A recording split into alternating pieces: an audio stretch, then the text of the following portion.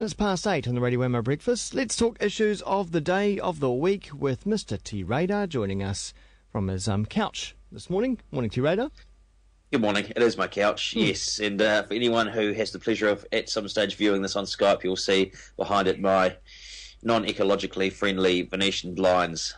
Why? Well, ecologically friendly, and they're just not very good at keeping heat in. Oh, yeah. So I'm to do something about that. But winter is nearly gone, and I've not been here, so it's fine. It's nice to be at that time of the year where you say, not winter is coming, but winter is going. It's very, and very spring nice. has sprung, and we're about to hit that wonderful month of September where the blue skies will return, and everyone will think, fantastic, summer's here. We do it every year, and then at the end of September it rains all the way through till Christmas. Exactly. Yeah. Well, with that positive thought, let's launch on into one of the first issues. Fashion Week has just started. Invited to anything, Wammo? No, I never get invited to anything at Fashion Week. Neither do I. And what is wrong with us, young hip guys? You know, maybe it's the shirt I'm wearing this morning. I don't know. It's a plaid shirt. If anyone can't see it, it's good. And you do wear plaid, sort of. Quite, is that plaid? I think it is. It's that sort of. Well, it's it's a cowboy type thing. Shirt type thing. It's good. Yeah. Are you wearing boots? It's practical. Of course, I've got my boots on this morning.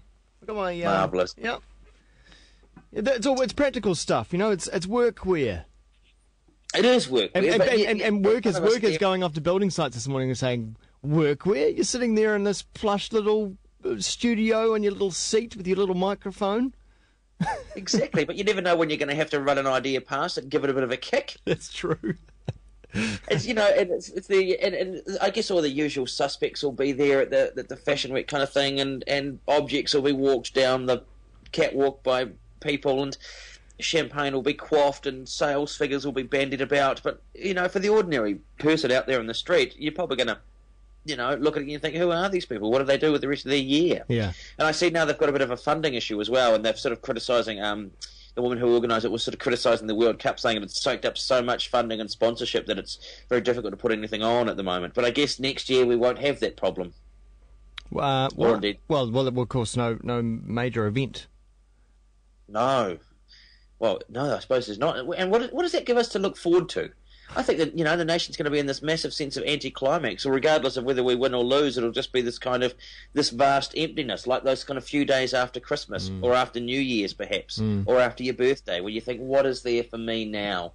What will be provided to keep us alive and functioning as citizens? What will keep us motivated and patriotic? To be fair, I'm not sure that the World Cup has provided any of that kind of thing to me up to this point. No. You? How about you? No, I'm just continuing on as usual. But I suppose that is a bit of a concern for the Fashion Week. I guess it's just a symptom of the economic downturn. I think it is, and I don't know whether people are still running out there and buying, a swag of new clothes and new workwear boots, or whether it's just one of those things that people, and it gets so much press and so much publicity, and you kind of wonder sometimes how many people are really paying it any attention. Does it get all of this press and publicity because they're very good at, it's considered to be one of those things that is, it's glamorous and it's chic, but does it actually, do the tentacles of it actually wiggle their way out there into the provinces, and do people actually care? I think it's as John Key says, it's aspirational. I think that's right. Like the World Cup. It's aspirational indeed. Indeed. Speaking of aspirational, look, are you a car driver? Okay, here I am. I'm going to admit this on air today, tomorrow. I know. It's a long time coming, but tomorrow I'm sitting my restricted driving test. That is not what I thought you were going to say at this point. I thought tomorrow you said you were finally going to buy a car, but you are so far behind. You're an anomaly, Wammo. Little wonder you don't get invited to Fashion Week. Exactly. I couldn't get there.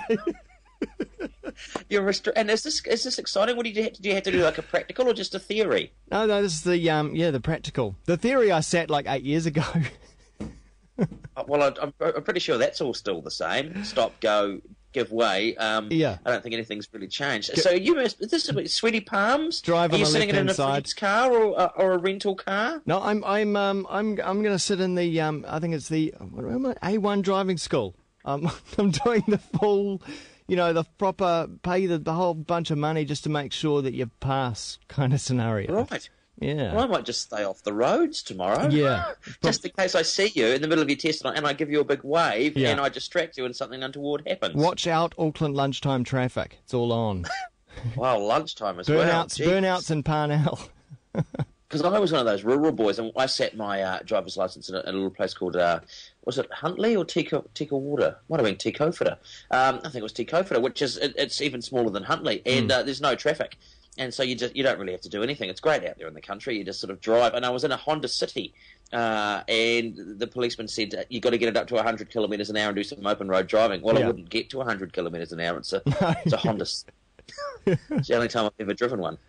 But anyway, my point is that now you're going to get your license. You're going to have a car. You're going to want to perhaps park your car somewhere. It used to be a great tradition in Auckland and probably around the place. You get those little tickets, little paper tickets and things. I've seen those. If you don't use all your time on the meter and you think, oh, look, I'm only here for 10 minutes, I've paid for an hour, and here's someone, I'll give them the remaining 50 minutes, or someone gives it to you, and you think, oh, what a wonderful piece of spontaneous philanthropy.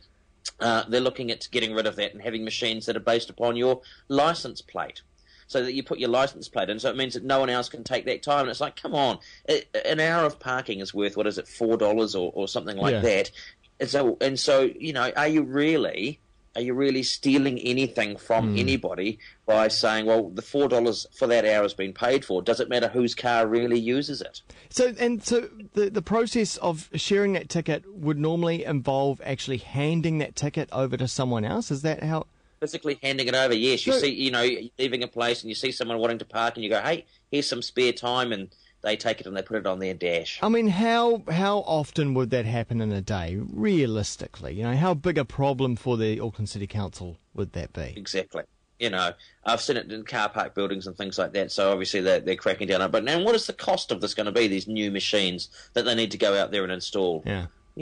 It's one of those kind of annoying little things that you just think it's a little bit of solidarity for the motorists to get out there and share these things, and that will be taken away by the bean counters. And they say, oh, it may increase revenue, but by how much, really? Come on, how much? And compared to the cost of these machines. So I poo-poo them. Yeah, it's almost like, it's kind of a metaphor, I suppose, for like how National deals with ACT. They almost hand over little tickets to ACT and say, hey, look, we'll give you Epsom and that'll bring in some MPs and you can come along with us. That's yes. And now people are starting to look at the ACT list to see who is actually going to be getting in, depending on how much they get. That's exactly right. The ACT released their list on Saturday, and the definition of optimism, I think anyone who's at sort of number 24 on the ACT list. How motivated are you going to be to get out there and increase that? I don't know how many percentage of the vote you'll need to get in if you're at number 24.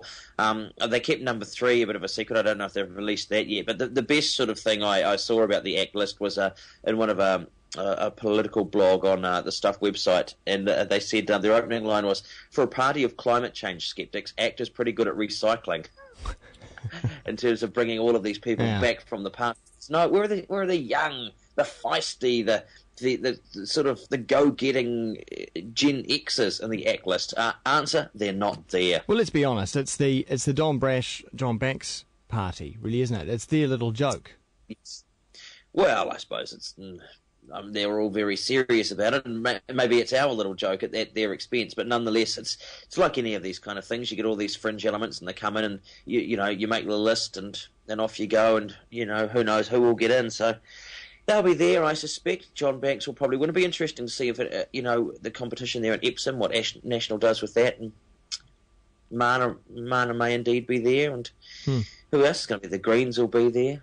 It's a lovely mixed bag, and is this the MMP referendum? Are we having one of those in this campaign? I think there's people out there campaigning against that. So, Hilary Calvert though wasn't there, which I think is a great shame. She was the woman who came in halfway through this current term on the ACT list from Dunedin, who's proved herself to be a thoroughly entertaining person in Parliament. Yeah, and that's about Not that. necessarily a good way. Yes. But my favourite story of the week, and it's you watch a lot of Bear Grylls? I can't say I'm a big fan. No, Oh, you're not not really. a big fan. No. Do you know, watch it if you're somewhere and you got a bit of spare time, you think I should watch this in case I'm ever lost in the bush or trapped on a raft in the middle of the Pacific, which had to be my favourite episode. For those who didn't see it, you know, Bear Grylls is a former sort of SAS survival guy, and he makes this survival program. And the best thing he ever did was he had a raft in the Pacific, and he was talking about how you can recycle your drinking water, or not recycle it. You know, if your water's a bit rancid and a bit sort of nausea-inducing, you actually get a piece of hose pipe and you ingest the water the opposite way, if you know what I'm saying. Well, doesn't that happen in every single episode ends with him drinking his own piss? Surely that's just it. Yes. Oh no, but he was doing it rectally. Yeah. Okay, so how does this relate to what? Anyway, there was a young kid down in Winton, a kid called Brady Reid. He's out pig hunting with a couple of friends of his mum's, and they said stay here, and he got totally lost. Big fan of Bear Grylls. Managed to use a lot of the survival techniques that he saw on Bear Grylls, other than, I suspect, he may have done the whole sort of hose in the jacksie and not told anyone about it. And then he had to ask, did he get lost simply so he can try that out? But he filled his water bottle up when he needed to. He was getting blisters, so he took his boots off and walked in his bare feet, and he eventually, after 5 hours and through 21 kilometres of bush, he made it safely back out and found a house and said, hello, can I ring my mum? So there you go. As these reality shows with Bear Grylls, people can scoff them and poo-poo them, but there was a young man down in Winton. He was dressed in his orange camouflage top, and he survived a harsh day in the bush, thanks to reality television. Good old T-Radar. Thanks very much for your time today. We'll speak again next week.